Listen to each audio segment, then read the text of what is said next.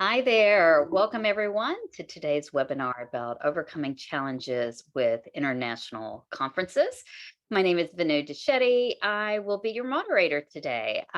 Just a few things before we get started. As usual, I know that we all are used to these housekeeping rules, but if you're new to us, want to get you a little updated on our CE process here. If you stay with us throughout the whole session today, we'll make sure you get a certificate of attendance and also submit all the right paperwork to all of the entities. This session will qualify for one CE credit for CEM, CAE, and CMP. So hopefully one of those will be very helpful to you all. We are recording today's session. If you have any, if you'd like to have a recording, we'll make sure you also get that in the follow-up email that we send to you all. One thing, in order to get the credit, you have to stay with us to the very end. So hopefully, I think you'll find today's session very informative and lots to take away from. So I think you'll stay till the end. Let's see here. What else do I got for you? Let's just get started, dive in there. Today, I welcome Lisa. This is Lisa Dyson with CIAM. Thank you so much for joining us today. Thanks so much for having me. Pleasure to be here. So Lisa's been doing international conferences for a while and got a lot of just great tips, not only pandemic related or disruption related, but I think in general, international conferences just are managed and planned differently than domestic conferences. And before we jump right in there, Lisa, when you told me you had gone over to CIAM, I was like, great, her international job is taking her international to live somewhere. But that's not the case. Can you tell us what CIAM stands for? Yep, so CIAM is the Society for Industrial and Applied Mathematics. So anything to do with high-level maths and science, research, computers, crazy, like people way smarter than I am, pretty much. Well, you know, that's a whole nother topic of trying to accommodate a conference of something that's that intellectual, right? It's, but we'll save that topic for another day. Talk to us a little bit about your work at CIAM, just to kind of set reference of what type of international conferences are you planning there? So, you know, CIAM's conferences are very specific. They are very kind of discrete topics. So the sizes can range anywhere from about 500 people to about 2,500 people. But because they are scientific conferences, they are space intensive. Their technical program is extremely heavy. So you're doing a lot of 416 mini symposia with 4 or 5 talks in each one of them type scenarios. So a lot of different moving parts and really high expectations from the attendees that they're going to get an awful lot out of it. Oh, great. Now, before we get too far in the conversation, we do have a few polls to post up for our guests, just to kind of see who's with us, and maybe we can tailor the conversation a little bit towards who's with us today. Today, we've got Alexis Smith. She's our Zoom tech. Hi, Alexis. Can you put that one, can you start off with the first poll for us? And this poll is just to kind of figure out who's with us today. How many international meetings are you doing? Are you just doing one major one? You're doing several, or are you just here just to learn? So if you could just put in your answers there, and then we'll move on to the second question as well. We'll give you a few seconds there. And so Lisa, while everyone's taking that poll, how large is the planning team over at CIAM? So there is myself, there's an assistant director, 2 meetings managers, a coordinator, and a registrar. We're short a coordinator and a meetings manager right now. So we're a little lean and mean at the moment. Luckily I'm actually hiring. So no complaints there. Well, if someone wants to learn more about those positions open, where can they go to find out more? They can actually go to the CIAM.org website and click on careers, and the open positions are posted there. Oh, great. So everyone spread the word, spread the love. Let's see, Alexis, let's see what the answer to our first poll was. Let's see what direction we want to go into when we're talking about international meeting. Great. So it's a good mix and multiple meetings. That's great to hear. So let's go on to the next one. Another poll. All right. Before Lisa shares with us what she's seeing as challenges, what is the number one challenge that you all are facing when you're planning your international events? I know that you probably have several, but the biggest challenge that you're seeing out there, is it time zones, language, staffing, vendor issues, technology costs? And if it's not on this list, please feel free to share in the chat. And one thing I forgot to mention, well, Lisa's open to questions, so definitely feel free to put your questions, comments, or anything you might have to share in the chat section of the Zoom box or in the Q&A section as well. I'll get to them as soon as we can, but I will be taking a look at that. All right, I like to do these poll questions pretty quickly. All right, Alexa, let's show the results of this one. Great. Well, I'm glad to see technology is not an issue. Very selfishly. But that's not to say it's not an issue, right? It's just not the biggest one on there. Let's see here. So it looks like cost. And that's really interesting, Lisa. When we were talking about this is exactly what was top on our list as well, right? Yeah, So absolutely. interesting. Okay, great. And we have one last one. As we all know, in the meeting planning world, working with hotels and convention centers can be different. So what are you all working on right now? Is it mostly hotels and conventions that are a combination of the two? Or is there something completely different that is on your calendar for the next couple of years here? And while you all are doing that, Lisa, I'm looking at the chat. There's some really interesting comments here about some of the challenges. And I think based on our conversation, what we're prepping, I think you're going to be hitting on most of these here. Great. Yeah. All right, Alexis, let's show that in the results of this one as well. So mostly hotels, a combination of two. Okay. So Lisa, we got a good sense of where we want to go in this conversation. Yeah, I think so. Great.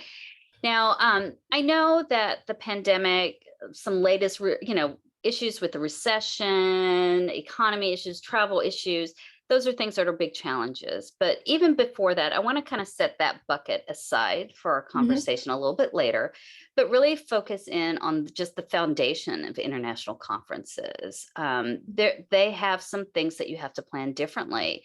What are some of those key areas that you think are different between domestic events versus those that are overseas, or even accommodating international audiences? Right. I think, for me, the cultural differences are probably the foundation where I start whenever I'm beginning to plan an event outside North America, particularly, because that will dictate so much of what you do. Certain cultures are not morning cultures. So if you start your sessions early in the morning, nobody's coming. Those types of things. So understanding that culture of where you're trying to do business is critical to the success of the conference. Is it a culture like a lot of Asian countries where it's not just a coffee break, it's a coffee break with tons and tons and tons of food type situations. So understanding those cultural expectations to set yourself up for success is probably, in my book, the first thing I always start out with before I really even do anything else.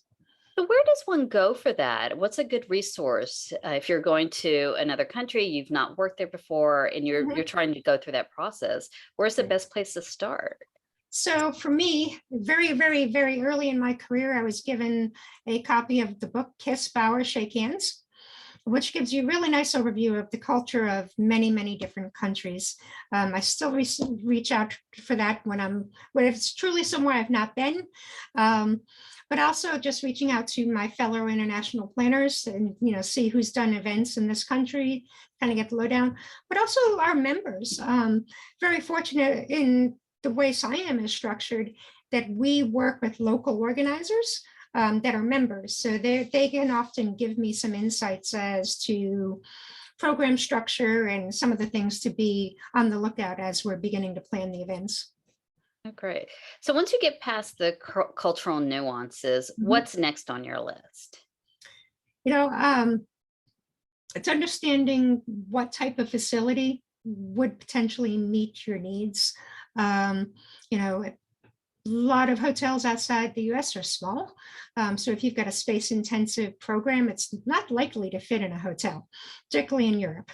Um, but convention centers can be really cost prohibitive. So I do things like look for universities potentially to partner this, so those types of things. It's kind of casting a wide net to think outside the box a little bit on potential locations where you could host your event that would work really well.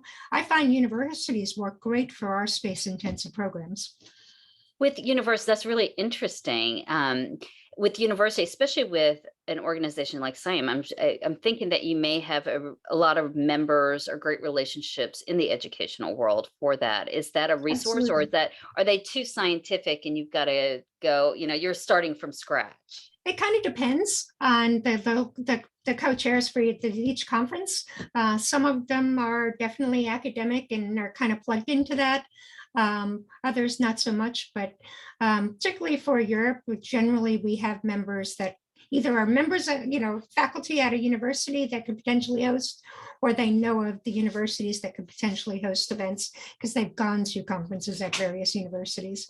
So it's a reasonable place to start, particularly if you're cost conscious. They tend to be a little bit more affordable than a convention center. Do you have to worry about the academic year, or is that not Depends on something the that comes in? university. That certainly comes into play. If they're full of sessions and students, you're obviously not getting the same amount of space, right? But also, a lot of universities have dedicated conference centers. So it just kind of depends on the university. But yes, academic year does play into it. Now, I think a lot of us may have caught in the meeting planning bug when we were in college, right? Mhm. And back when I was, I'm sure things have changed. What are some of the top challenges, especially planning internationally with universities? What is some of those things that you would tell a planner? These are the top three things you should be aware of before working with that university. Um, I think the first and foremost is understanding you're probably also going to need a PCO. It's in addition to just the contact at the university to do your operations and logistics and your boots on the ground. So that's the first thing. The next thing is understanding their academic year. They're different depending on where in the world you are. Their academic years fall differently. Um, and then the other piece is if you aren't able to go do a site visit, really getting a good understanding of how the campus is laid out so that you don't end up with sessions literally all over campus. Be like freshman year all over again, uphill, downhill, Literally right? like, running uphill, trying to get to your next session in 5 minutes. Yeah. So those are the kind of the things that I've run into that I've learned the hard way to ask about up front. Okay, so let's get back to the conversation of hotels and convention centers. Mhm. What are some things, and that's also a difference that's here with when you're planning domestically, but Yep. specifically when you're planning internationally, what are the other differences that you may not have to deal with here in the U.S.? So if you're specifically talking hotels, I think obviously, besides there being a lack of meeting space in a lot of the hotels, or a large meeting space, um, hotels function actually more like convention centers in a lot of places outside the US, meaning you're going to be charged for everything. You're going to be charged for your electricity, your tables, your chairs, you name it, you're going to be charged for it. And I think that's always a shock the first couple times you talk to a hotel outside the US. What do you mean I got to pay for that? So I think that's something we take for granted, particularly in North America, particularly in the US, that you're not paying for some of those kind of standard things. But so that's the first thing to really be aware of, I think, is you know, be prepared for the budget to take a hit is probably the first thing. Are they pretty forthcoming with that through the contracting, or in the negotiation process, or even when they're giving a response back to an RFP? Do they outline those things, or is that something that you as the planner need to know to ask for?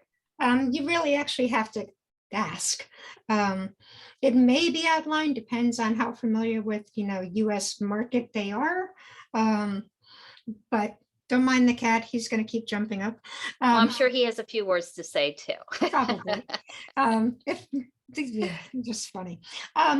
So I think, if it's a major hotel chain, they may outline it. But more often than not, you've really just got to do your due diligence and ask lots of questions. You can put it in the RFP in hopes that they'll answer it. But I find, particularly of late, regardless of where you are, RFPs are not getting responded to fully. So you still have to go back and ask those key questions. And we're going to ask you and also our guests that have joined us today, what is some of the most awkward, unexpected charges that you've seen come out that you're like, what, really? Hands down, the most unusual one I've seen recently is a toilet cleaning charge in a facility in Paris. Oh, that is amazing. And so Yeah. is that per toilet or is I know.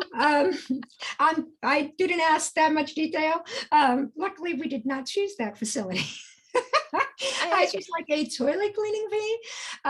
But I don't know if that's just them getting creative with revenue streams or if it's really a reflection of the scarcity of labor and needing to be able to pay people more to get them to come work. I don't know, but I've seen some creative charges over the years, but that one is probably by far my favorite.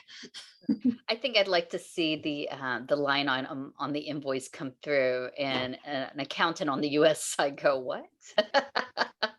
Yeah, Oh, for and sure. Ellen provided some fees just to turn on the AC during the event. Wow. In Wow. Panama, I think that's kind of would that be called extortion? 'Cause isn't it kind of hot? Yeah, that's Oh, not. Yeah, and I've done events in Turkey where literally to get an air wall moved, we had to kind of grease palms to get it to happen, so you got to kind of be prepared for everything. yeah, I got to know that and know who to talk to. It's like working with in a union property, just knowing what those rules are, who to go Yep. to for It's the what. unwritten rules that I think are the hard ones, particularly when you're in a country you haven't done an event in before. So in a situation with with that, you're not the only one that has to deal with those costs. I'm sure at an executive level, they're Mhm. also they're looking at those costs, especially more than ever, right? Trying to Yep. control those costs, minimize it, not make them grow. If anything, they're asking you to cut costs. So how do Mhm. you prepare leadership for something like that?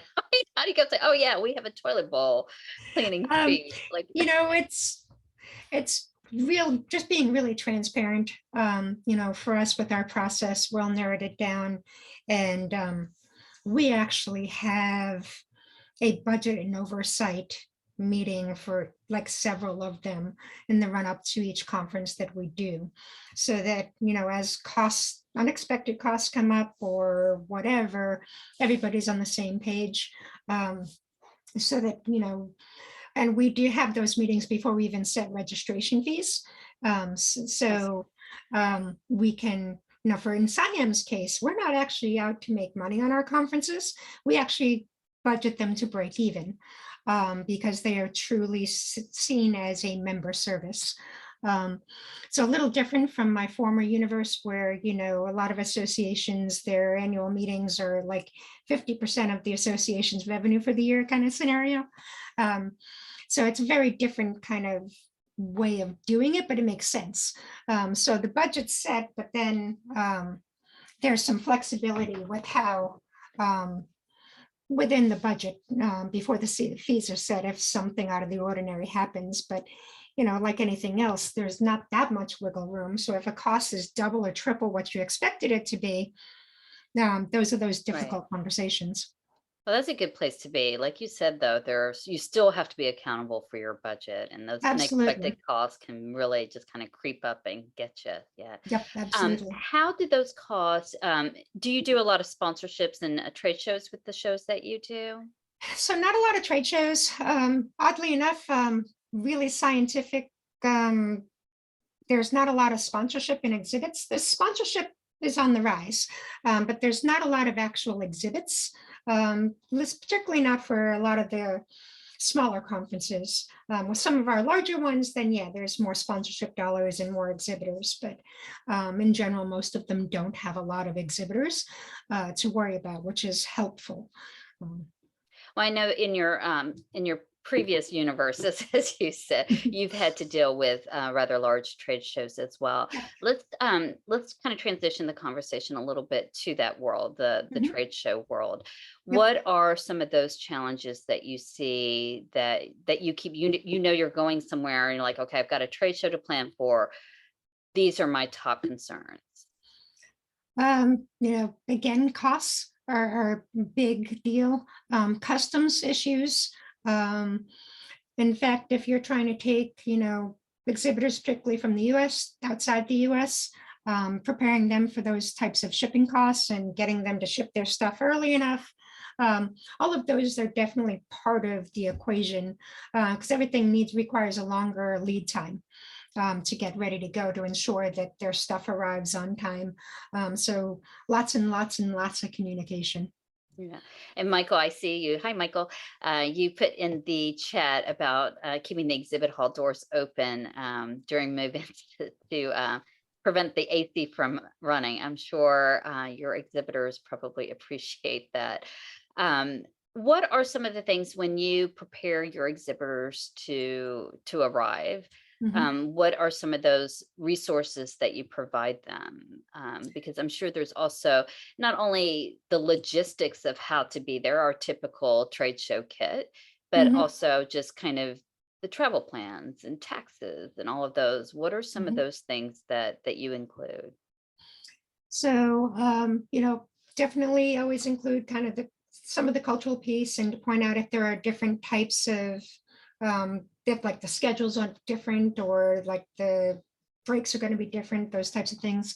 Um, but really it's working really closely with the convention center or the CVB to ensure that all of that information, which is always available, is kind of in one easy to find place, whether be it customs or VAT or freight forwarders or anything else that they may need. Um, it's being really diligent about providing that information upfront and as early as you possibly can, and making it super easy for your exhibitors to find the information. And Michael, suggested using a freight forwarder. And, I'm a big proponent of leaning on vendors and partners and suppliers in the industry that do Mhm. things well and Yep, leaning on absolutely. them so that you can really, as a planner, you've got so many things to worry about. And if you can take one risk out of the element and put it on somebody else's plate, Mhm. that seems like a plan that I could be on board with. Yep, Um, absolutely. yeah. Anything else about exhibitors that you think, it's for many organizations, it's a big revenue stream. It What are is. some other things that you do just to make sure that they're happy on site? um, Beyond just making sure that I'm as visible as possible, or my staff is as visible as possible, and the leadership is there. Um, really conveying to the attendees, the importance of visiting the exhibitors, those types of things.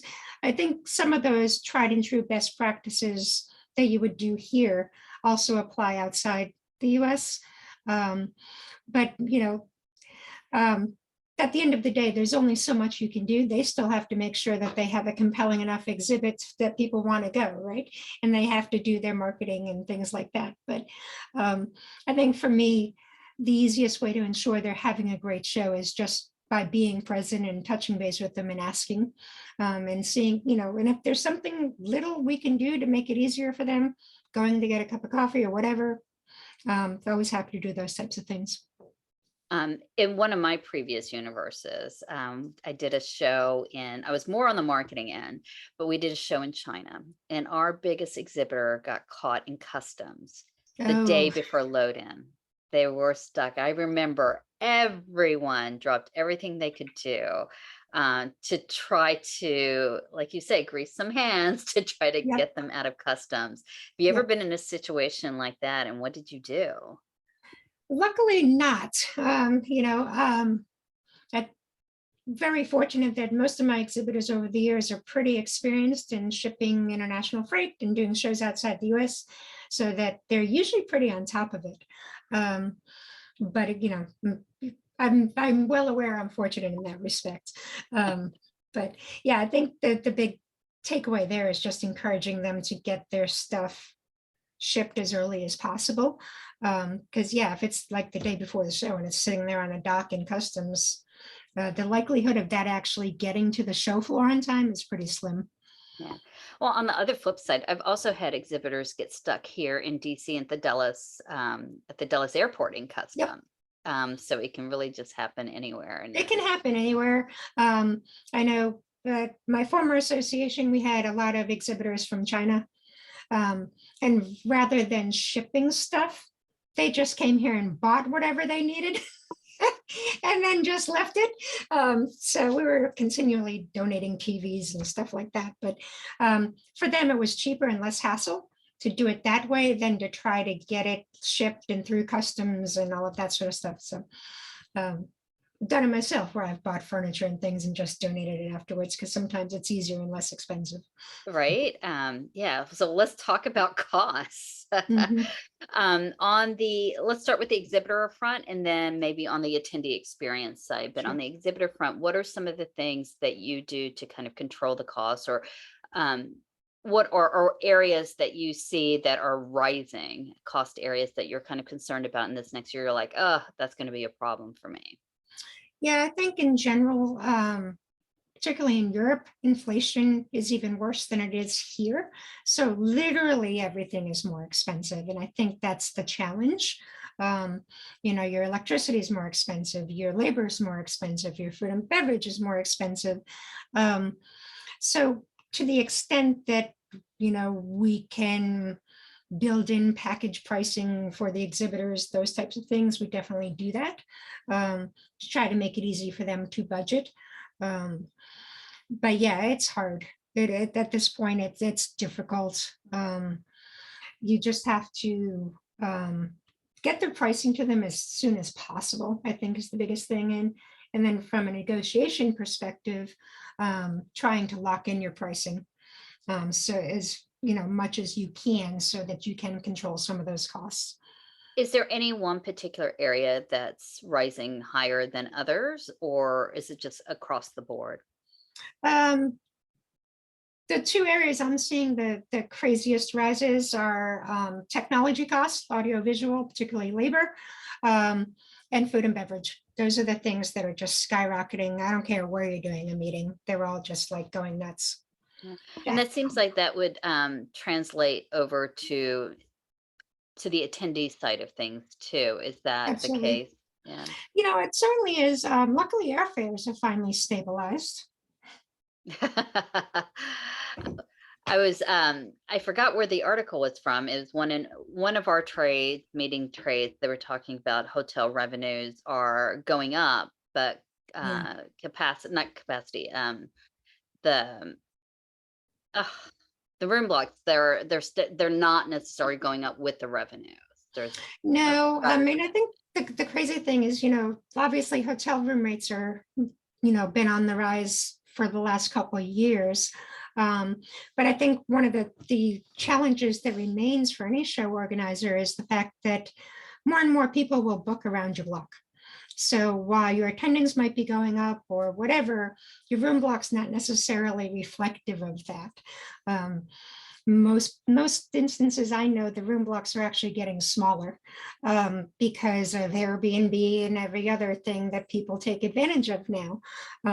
So it becomes a challenge to balance all of that.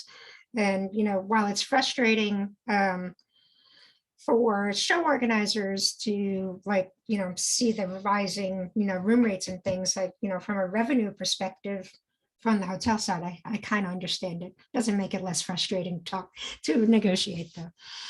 So when you're picking a destination to go to, how much is air travel, room block rates, the cost of, to travel to that destination? How much does that go into deciding on where you're going? Or are your conferences really based on, maybe a host committee that really wants you in that area? Yeah, so for SIAM, it's definitely driven by the co-chairs of that conference. Um, So they are the ones in the driver's seat as far as whether it's international, if it's a meeting outside the US or inside the US, what cities they're looking at. So it's a little different from a lot of organizations where they're looking at it and saying, okay, what makes sense from a strategy perspective. Most organizations, they'll have a rotation if they're doing, particularly if it's an annual, they rotate through regions, or they'll have, if it's outside the US this year and the next year it has to be in the US, those types of things. We have some of that in place. We have like a CIO conference can't be outside the US in back-to-back years, those types of things. So, but yeah, there's some conversation between the conference organizers and staff if they've got a destination in mind that we really know is not going to work financially. That there are some conversations that happen, and we try to guide them towards something that might be a little bit more affordable.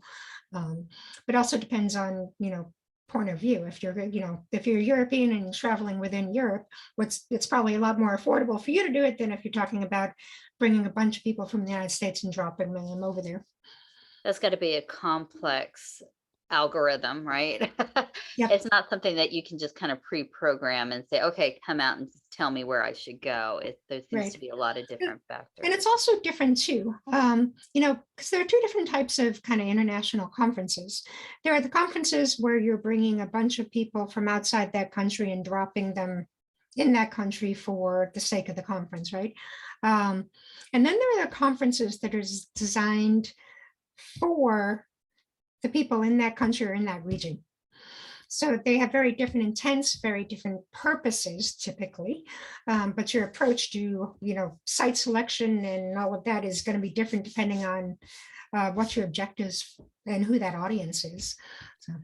So what would you do differently in that case if if you have it's a destination for outsiders versus a destination for insiders?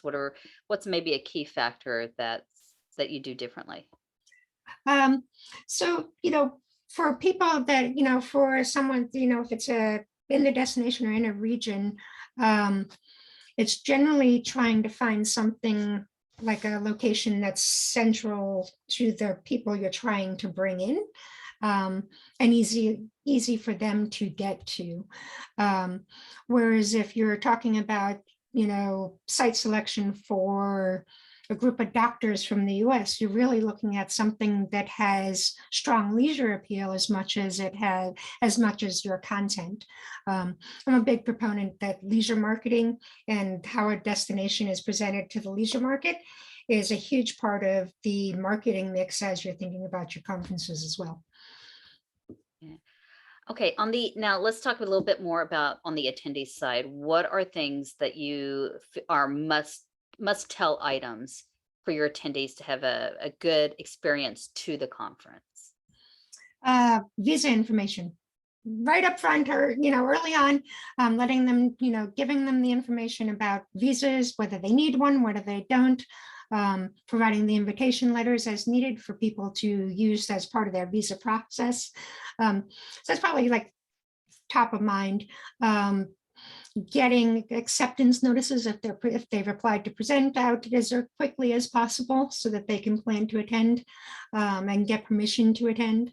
And then really just trying to make sure that you have really complete transportation information, hotel information, really outlining it as clear as possible so that if they've never been to that city, they can navigate it easily. So it's over communication from my perspective as far as giving them everything they could possibly need. You said about talking about giving information far in advance as Mhm. possible. Is there a sweet spot in time that is ideal? Like you want to make sure it's no later than 30 days out. I can't imagine that'd be that late, but Yeah, I've I seen mean, worse. yeah, for me, it's, at least 3 months out, most of that information they're going to need. So that 3 to 6 month kind of window is probably the sweet spot for most attendees, to be able to get their permissions to attend, plan for substitute teachers if they need it, or whatever else they need to do to be able to be away from the office for however many days. Do you find that with the international events, is the number one question visa, or are there other questions that they're asking? It's almost always a visa question. Yeah. Almost always. Those are the first questions that hit the meetings inbox always. And that's probably very challenging because there's only so much you can do outside of Right. providing the acceptance letters, the justification letters, Exactly. and just so you're sending them. Where do you send them? Where do they go in the world? They've got to get a visa. They're going to. Yep. So there's always links on our conference websites and on our materials to that country's visa information. Also usually link if, for US attendees, our State Department has a lot of information about visas and visa travel. So it's making sure that you do the due diligence and make sure that you've got all the links to the appropriate websites. There are a couple visa companies that facilitate visas that I will refer people to sometimes to make that process a little easier. When I was in Uzbekistan in June, I used a company to expedite it because I didn't want to have to try to navigate the Uzbekistan visa process by myself. So in some cases, again, China is another one where it's really beneficial sometimes to use a service.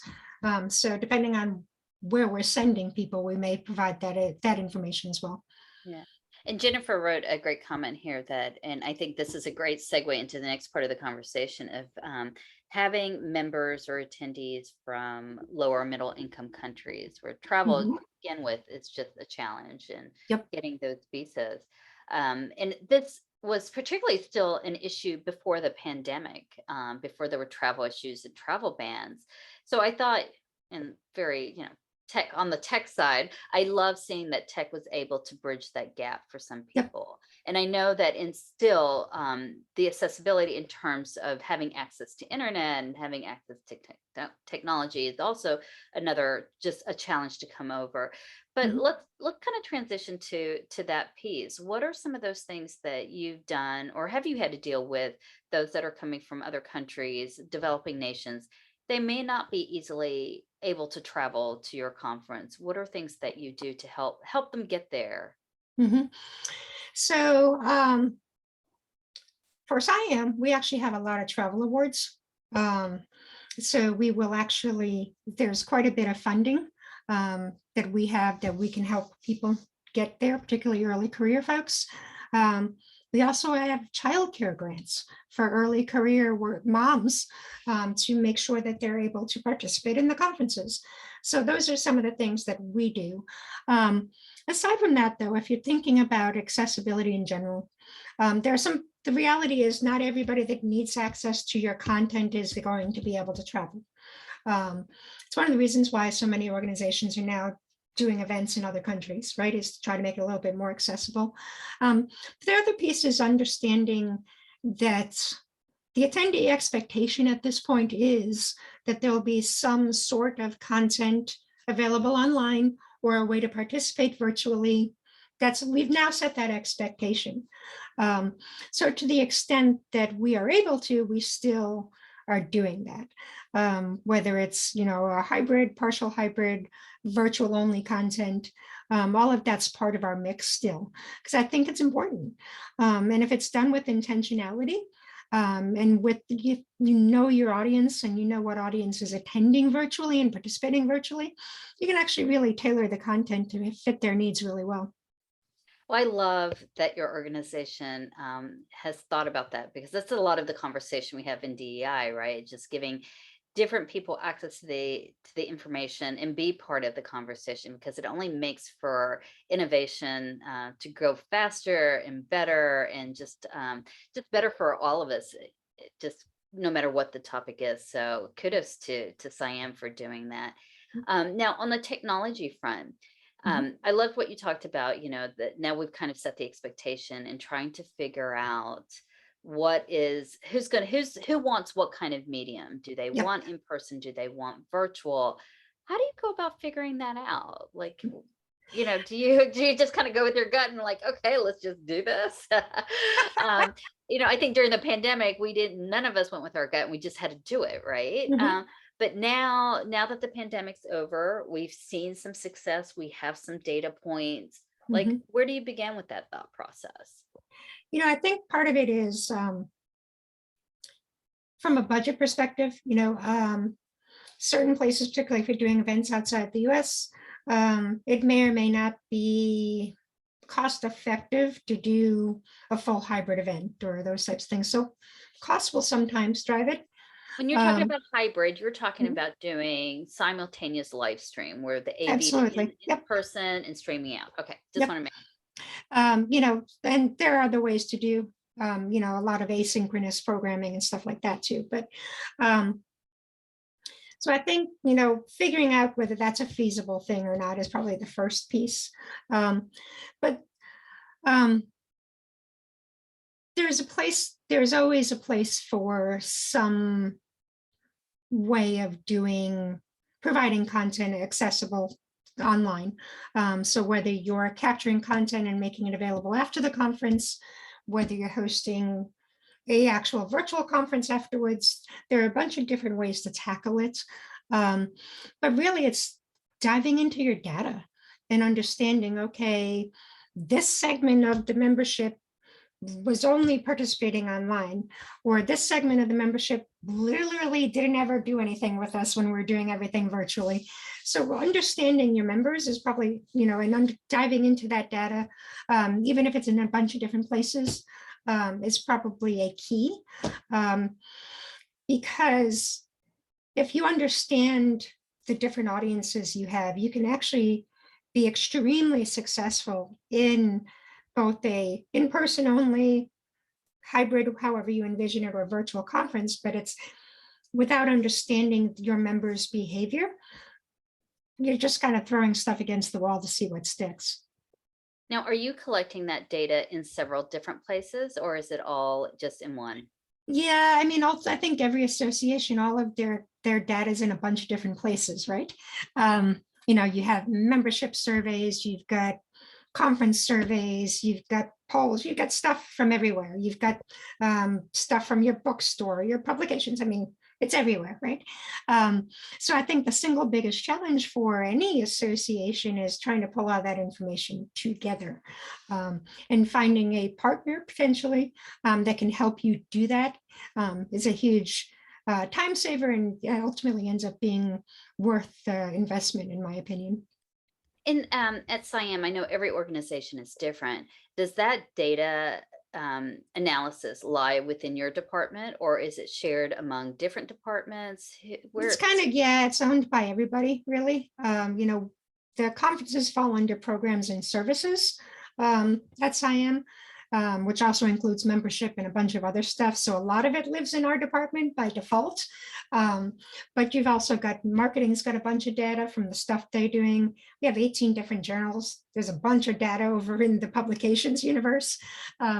So yeah, it definitely, there's a lot of ownership all over it, but we have made a concerted effort to really kind of pull it all together. No, that's good. That's good. I agree with you. The data, there's stories to be told there, and it's just a matter of figuring out. And yeah, it's hard when it's in all different places, but it can be done, even if you just take that first step of just saying who attended what and Yep, why. I think absolutely. at the very basic, I mean, what do you think? Is that the place that you would start? If Yeah, time was an absolutely. issue, like that's where you should begin. At least begin, because if almost every organization has different segments of their membership that have different interests, um, depending on where they are in their career, their ability to travel may be different than someone more senior. Understanding all that, and that's your kind of your basic stuff that you can glean from not only your conference surveys and attendees, but also your membership information. If you're getting good demographic data from your members, it's easier to kind of put those pieces together. Now, when you're doing back a little bit on the technology piece, and when you are Mhm, thinking about streaming and mhm. the tech piece of it, what are some of those things that you're planning in advance? Is it any different than planning here domestically, like on the AV front? Is there is there something that you would watch out for that's different than what you would watch out for here? Um, it's pretty similar. I think the biggest thing in any time you're talking about potentially streaming anything is the time zone pieces, and trying to understand, which time zones can access it live, which can't, those types of things, and designing your program around it. But as far as the technology goes, um, it's similar. The terminology might be a little different from country to country, but the actual process is pretty much the same. Um, but yeah, terminology is probably the biggest piece, is just understanding what to call it when you're trying to get the information. And I think you were also saying you're also seeing increase in costs there, just like we are seeing. Absolutely. Yeah. And do you see them being more expensive at a convention center versus a hotel versus an educational institute? So convention center and hotels are definitely going to be more expensive. One of the advantages to using a university, if you can go that route, is most of the time the technology is already in the rooms. So that can be a huge cost savings. Usually you're not renting the equipment, it's usually just paying for your labor, for your techs to be in the rooms and doing it. And most universities have really great Wi-Fi. So, so I think, there is definitely some cost savings that can be realized if you can consider a university.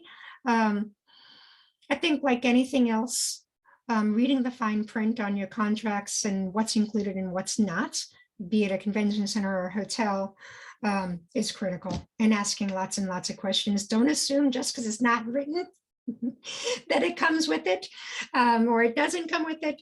I think that's the biggest thing for me, is just, and recognizing that contracts aren't necessarily written in English first. Frequently they're written in their native languages and then kind of translated into English. See a lot of funky contracts that don't make much sense. So understanding for clarity, reading for clarity and understanding, and asking questions if something doesn't make sense to you, is probably something I learned the hard way. And I know each association has different resources when it comes to legal review of contracts. Mhm. Do you recommend, do you recommend getting legal to review those hotel contracts? And I if you do, do. what do you look for if you don't have an in-house attorney, Mhm. what do you look for in an attorney that can do those reviews? So you definitely need an attorney that's familiar with hospitality law. Um, Most of your general counsels don't know enough about the clauses, um, to actually really be helpful. Um, so that's the first thing, is on, making sure that you get the right kind of counsel. And yeah, if you're not using your own contract, or it's not a US contract, I really recommend it getting reviewed. I know it can be a huge expense, particularly for international contracts. And if there's negotiation involved, that expense can add up pretty quickly. But it's generally still cheaper than signing a contract that isn't favorable to the association in the long run, or the corporation to the long run. Yeah. And I think that's one thing the pandemic kind of taught us, right? No one ever expected the fallout to be what it was. Right. And a lot of us were caught in those conversations with venues and convention centers that were just like, well, the contract didn't say this. Oh, but did it? Yeah. And having those really difficult conversations of how to shift everything. Mhm. So yeah, and Jessica is also saying it's a big expense and taking the time to review that as well. Yep. We do have a question here. Someone, Hillary, has asked us, if you're considering going to another country for the very first time, what are the resources we should be aware of outside of the CVB and DMO? And how does the timeline for an international conference differ for planning, if at all? So um, I think one of the first things I typically will do, if I don't have like a sister organization in that country that I can reach out to for assistance, is look for a professional conference organizer that does operate in that country. They can really be a huge assistance to you in navigating things, particularly when it comes to contract negotiation, and making sure that what you envision actually happens. They speak You're the not hit with language. the toilet bowl cleaning Yeah, charge. exactly. So I think that's one of the first recommendations I have is if you've got a little bit of flexibility in your budget to hire a PCO to help you, that's going to get you a lot farther in the process, a lot faster than if you were trying to navigate it on your own. As far as timeline, it kind of depends on where you're going. If you're planning in Asia, your timelines are probably pretty darn similar to what you would expect in the US. Europe, it depends on the country. So a lot of, because all of that ties into your cultural norms. And understanding that, contract negotiations might take a little longer in Italy or places like that. So I think that padding your timeline isn't a bad idea depending on where you're going. But the actual true planning of the event and executing of the event, the timeline should be similar once you've gotten the contract negotiations and et cetera in place. The rest of it should be similar. But even here in the US, you're finding that you're getting BEOs back later than you used to and things like that, just because the labor shortage is real all over the place. That's challenging. And speaking of labor shortages, what are some of the things that you can do? What do you do about that? I mean, if there's a labor shortage, there's a labor shortage, but what do you do to either reset expectations with leadership attendees or, how do you combat that? I think it's being honest, particularly with leadership, just saying, look, labor situation is this. We normally have X number of techs working the show. We've only got this number, those types of things. So I think being clear particularly with leadership about what the differences are is huge. From an attendee, perspective, I tend to just remind people that patience is king, and that, and I think probably up until recently, most people were fairly patient. I think those patients are starting to run out though. And the expectation is service levels are supposed to be back to normal, right? Or whatever normal was pre-pandemic. And the reality is it's just not there yet. So, just trying to remind people to be kind and patient as much as possible. We all could use a little bit more of that. For sure. Now, 2023 is upon us. What is the biggest thing that's keeping you up at night with these international conferences? I think with any conference is actually just trying to manage costs, really. Doesn't matter where I'm at.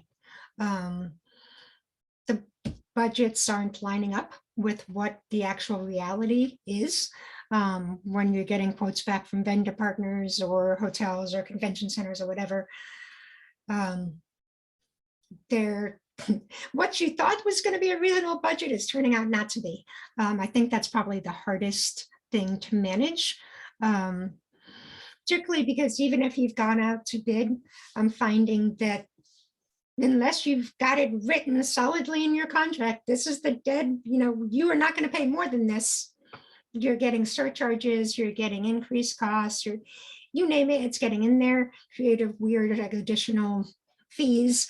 So I think by far that is the hardest thing.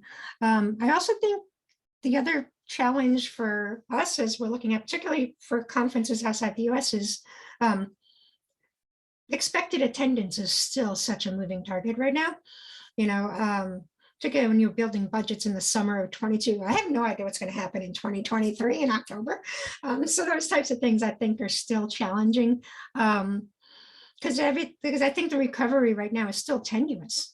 It's going to take, one major surge of COVID again or something, or a recession, which is kind of like looming out there, to really upset the apple cart again. So are you all worried about? Yeah, are you worried? I mean, how high of a worry is another pandemic or another major disruption or war or recession? Like, how much of that is a part of the worry? I think from my personal perspective, the pandemic piece is probably less of a worry because I think people have figured out what their own comfort level is. Either you're comfortable traveling or you're not. Either you're comfortable wearing a mask or you don't want to wear a mask anymore, whatever it is. People have figured out that for themselves. I do worry about the global economic situation. It definitely has a huge impact. We've been through it before in our industry when major recessions hit and attendance goes into the tank again. It's definitely a concern. So you do your best to be as conservative as you can with any of your budgeting and your forecasting, because I don't think there's anything past history or past performance can tell you about what's going to happen in 2023 or 2024 at this point. It sounds like it's the word of wisdom here is to just be aware, to be cautious and conservative. Yeah, absolutely, for sure. Well, Lisa, thank you. This hour has just flown by and you've It given has. us a lot of great information. Everyone, thank you for joining us. But before we leave, Lisa, I want to know two different questions. One is, where's your favorite place outside of the US that you like to plan? That's a plan. That's an interesting question. Singapore. Singapore. Oh, you'll have to tell us more about that. Why Singapore? Singapore is, it's really easy to do business in Singapore. The people are really friendly and very business oriented. Their primary language is English, so it's a great kind of like Asia light experience if you haven't done stuff in Asia before. But it's just, they've got amazing facilities and really great funding. The Singapore CVB they're really in tune. They've got a lot of funding to offer associations in particular that hit certain sectors that are part of their economic growth strategies. So it's a great place to plan an event. And by the way, this webinar was not sponsored by the Singapore CVB, but I'm sure they'll appreciate the shout out. Now, on a personal level, where would you like to travel next overseas? Oh, that's a good question. Scotland is next up on my list. In Scotland, is there a time of year that you'd like to go? I prefer to travel in the fall as my schedule allows, generally because Europe's less insane in the fall. So that's usually, so I'm hoping next fall that'll be an option. Well, Lisa, thank you so much for sharing all of the information today. I hope that, I know that everyone's gotten something out of this. Big takeaways from just where to be cautious, how to plan, things to take a look for, and make sure you avoid the toilet bowl cleaning fee. And my personal favorite is the data. It can be daunting, but there is a way to keep it simple and just a starting point. So I appreciate that. And for all of you that joined us today, thank you for joining us. Again, the session is being recorded. We'll make sure you get that recording. We'll also make sure you get the certificates for attendance, for staying with us all for the full hour. So thank you. And this webinar was presented by EVA Event Tech Hub. We like doing these webinars purely for the educational bit of it. We learn a lot along the process, along the way of planning events with all of you all in the association world. And we learn from you and we hope to give back a little bit through these webinars. So we truly appreciate it. Again, thank you everyone for joining us. Thanks, Lisa. Happy travels, whether it's for work or it's for fun. Thanks so much. Appreciate it. Bye, everyone. Bye.